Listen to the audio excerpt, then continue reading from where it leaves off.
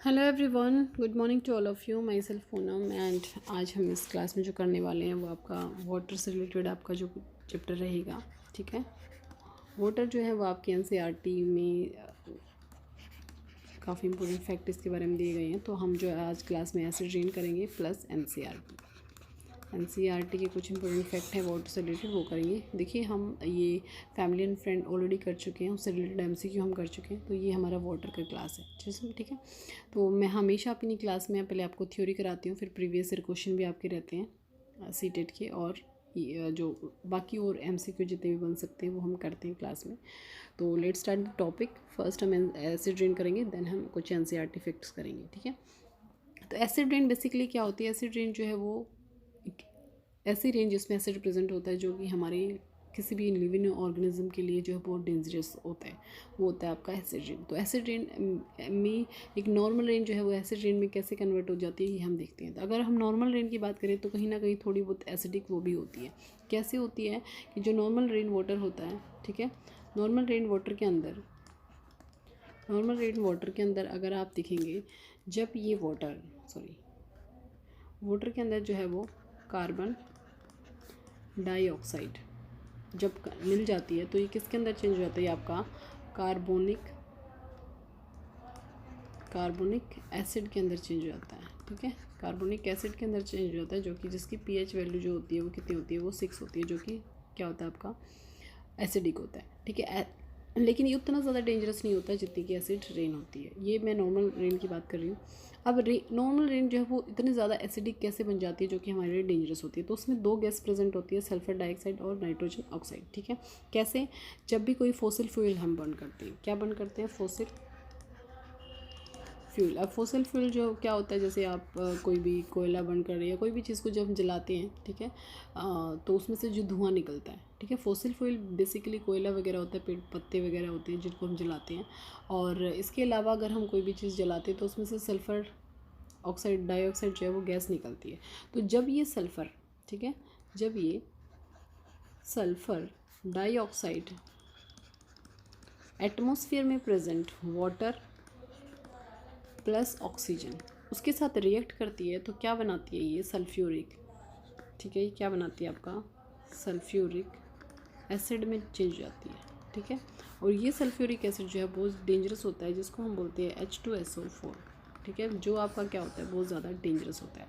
ठीक है, तो ये तो हुई सल्फ्यूरिक एसिड की बात। ऐसे ही जो है नाइट्रोजन, की अगर हम बात करते हैं तो नाइट्रोजन जैसे आप देखेंगे कि जब भी कोई भी व्हीकल हैं जैसे, ठीक है, जो भी पोल्यूशन आप होते हैं, ये सारी चीज़ें, ये गैस, ये ऐसी डेंजरस गैस एनवायरनमेंट में कैसे आती हैं? ये सब पोल्यूशन की वजह से आती हैं। चाहे वो फॉसिल फ्यूल के बर्न करने से हो, चाहे वो फैक्ट्रियों से निकलने वाला धुआं की वजह से हो, या फिर वो किसी व्हीकल की वजह से हो। ठीक है, तो ये व्हीकल प्लस जो आपका फैक्ट्रियों से निकलने वाला धुआं है, उसमें क्या होता है? नाइट्रोजन ऑक्साइड प्रेजेंट होती है। तो ये नाइट्रोजन ऑक्साइड, ठीक है, ये नाइट्रोजन ऑक्साइड जब रिएक्ट करती है किसके साथ? वाटर प्लस ऑक्सीजन के साथ जब रिएक्ट करती है तो किसके अंदर चेंज हो जाती है? ये नाइट्रिक एसिड के अंदर चेंज हो जाती है। ठीक है, जिसका जो फॉर्मूला होता है वो क्या होता है? HNO3। तो हाइड्रोजन जो है वो कहाँ से मिलता है? पानी से मिलता है। ठीक है, तो ये दो इंपॉर्टेंट गैस होती हैं। जब ये दोनों गैसें ही रेन के साथ मिलकर जब अर्थ पे आती हैं तो क्या करती हैं? एक्वेटिक एनिमल के लिए बहुत डेंजरस होती हैं, ह्यूमन बींग को स्किन रिलेटेड प्रॉब्लम, बाकी बहुत सारी बीमारियां हो जाती हैं, प्लांट्स के लिए बहुत ज़्यादा डेंजरस होती है। और यहाँ तक आप देखोगे ताजमहल का जो कलर चेंज होता है हो रहा है, वो भी किसकी वजह से हो रहा है? वो भी एसिड रेन की वजह से हो रहा है।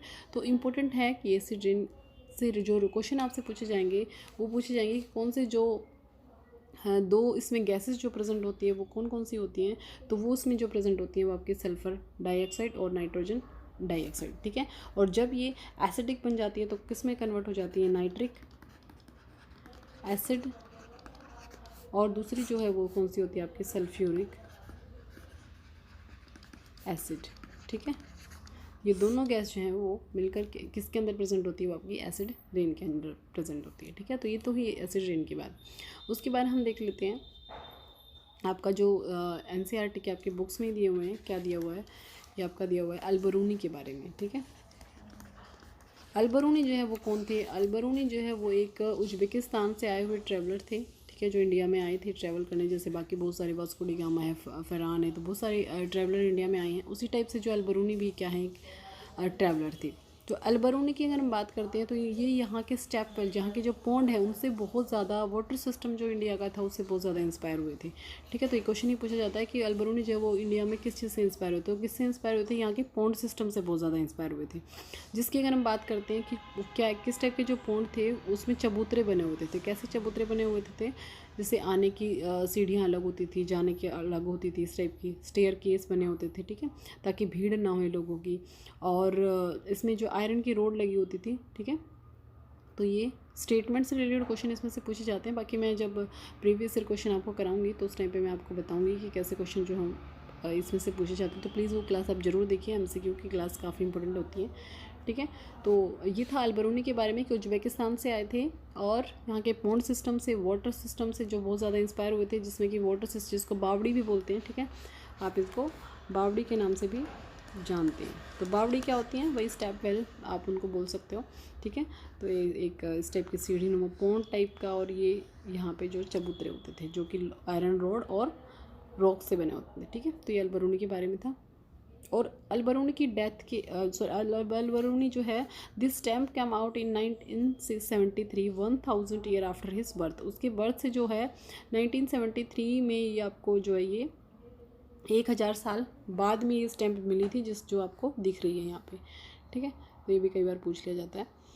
उसके बाद हम आते हैं, तो ये भी आपके एग्जाम में पूछा जाता है कि क्या डूबा क्या तैरा। ये भी वाटर से रिलेटेड टॉपिक है जो NCERT में दिया हुआ है कि क्या चीज़ पानी में डूब जाती है और क्या चीज़ पानी में तैरती है। तो जिस भी चीज़ की डेंसिटी पानी से ज़्यादा होती है वो चीज़ पानी में डूब जाती है। ठीक है, ठीक है, जिसकी डेंसिटी मोर देन वाटर होती है,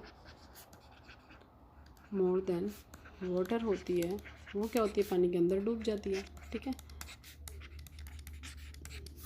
और जिसकी डेंसिटी पानी से कम होती है वो क्या होती है, पानी में फ्लोट करती है या फिर तैरती है। ठीक है, तो ये सारी चीज़ें डिपेंड करती हैं आपकी डेंसिटी पर।